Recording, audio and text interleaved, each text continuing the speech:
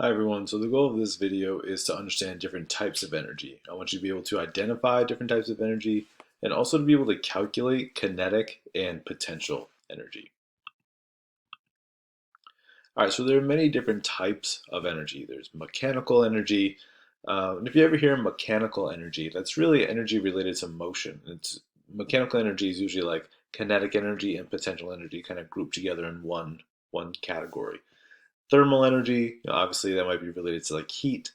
Nuclear energy, maybe related to radioactive materials. Chemical energy, related to anything that can go through a chemical reaction and the energy that's stored in like the bonds of molecules. Electromagnetic energy can be a fancy way of just saying like light energy, not only the light that we can see, but also other types of wavelengths like X-rays and UV rays and things like that. So anyways, many different types of energy that exist out there. Here's just another picture, and I'm sure if you Google types of energy, you'll find many images kind of like this. But this one also gives a bunch of examples of the different forms of energy. So this one mentions mechanical, thermal, electromagnetic, and so on. Mechanical, you can see, is related to motion, so like a leaping frog or a moving car. Thermal, again, related to temperature and heat, so melting ice cream or heating soup. Electromagnetic, again, kind of related to light, so visible light, but also infrared radiation. Electrical energy, chemical energy, that could be chemical energy. Again, that's kind of broad, and maybe one thing people don't think of is food. Food is pretty much just a bunch of chemicals that we consume and then we break down and we use that energy for our purposes. So those are just some types of energy, and that's something that you want to think about as you work on your project. So one major type of energy is kinetic energy. And that's actually probably going to be a really important part of your project because you're going to want to make something move. You're going to have some kind of kinetic energy in your project. So kinetic energy is just anything related to motion. Some examples are a car driving, a bowling ball rolling, a football player running.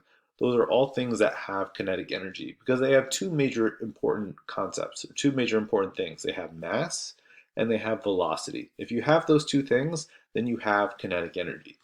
And in fact, the equation is pretty simple for kinetic energy. If you want to know how much energy something had, you need to know the mass and you need to know the velocity. And you would do 1/2 times mass times velocity squared. So just a quick example, let's say we have a 7 kilogram bowling ball and is rolling at a velocity of 10 meters per second. Well, we know the mass, 7 kilograms. We know the velocity is 10 meters per second. And we know that we're trying to find kinetic energy. And we know the equation for kinetic energy. It's 1/2 mv squared. And so we can plug in our numbers. 7 is our mass. 10 is our velocity. So first let's square our 10. So 10 squared is 100. And then we can do 7 times 100 to make 700. And half of 700 is 350. And the units for energy, we put a capital J for joules.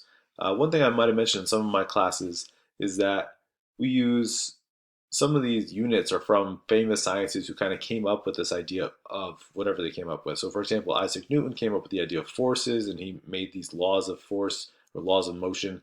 And so we named, the units of force after Isaac Newton. We call them newtons. There was a person named Joule, and we named the units of energy after Joule. And another little bonus I'll mention right now is um, for power. We mentioned or we named the units of power after a person named James Watt. So whenever you think about watts, so think about like a 60-watt light bulb. That's a unit of power, and that came from a particular person. So a little bit of a side note, but if you're famous enough, you can name something after yourself in science.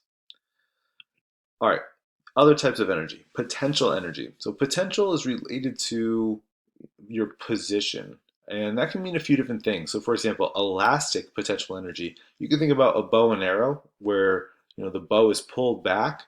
Well, now the position has changed, and now that bow is kind of stretched and is ready to be released, and there's a lot of potential energy there. Rubber bands are very similar, springs are very similar. You have some potential energy there that if you let it go, something might happen. And then another type of potential energy is called gravitational potential energy. So a car on a hill can roll down, and that car, because it's up on a hill, it has potential energy. So you can kind of think about these things having potential. They have potential to do something. Gravitational potential energy comes down to three things: mass, gravity, and height. And so the equation for that is pretty simple: mass times gravity times height. And so we'll look at an example of that here quickly. So let's say we have a 5 kilogram ball and it's about to roll down a ramp. And let's say the ball is 1 meter above the ground. Well, we know that the mass is 5 kilograms. We know the height is 1 meter. And one thing that was not given to us in the problem, but one thing you might remember, is that gravity is 9.8. For our purposes, for energy purposes, we're going to make it a positive number because we know that we have a positive energy. So from there, we're just going to take those three numbers and we're going to multiply all three of those numbers together.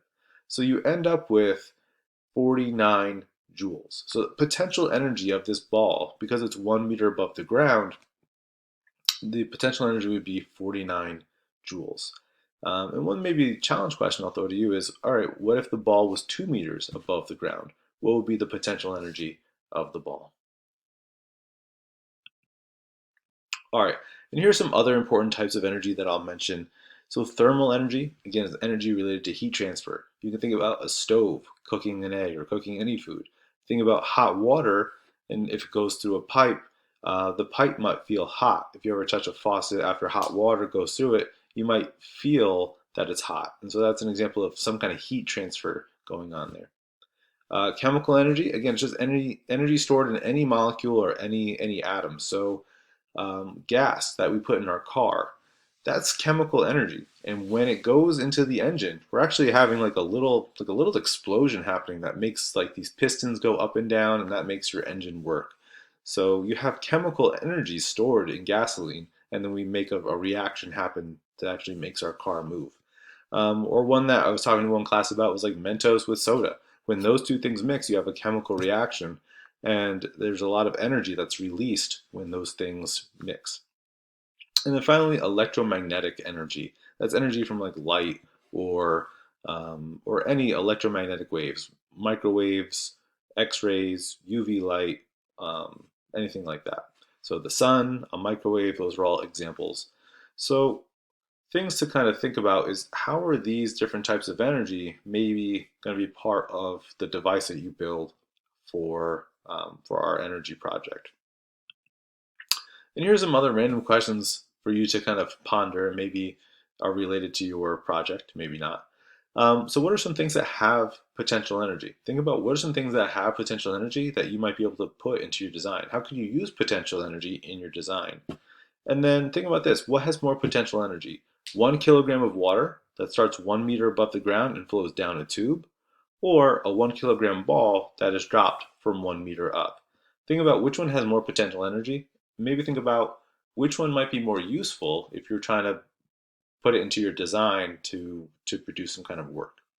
So we'll stop here. Hopefully this is useful. There will be some practice problems and there will be an exit ticket for this lesson, but also think about how could you apply some of this information to your project.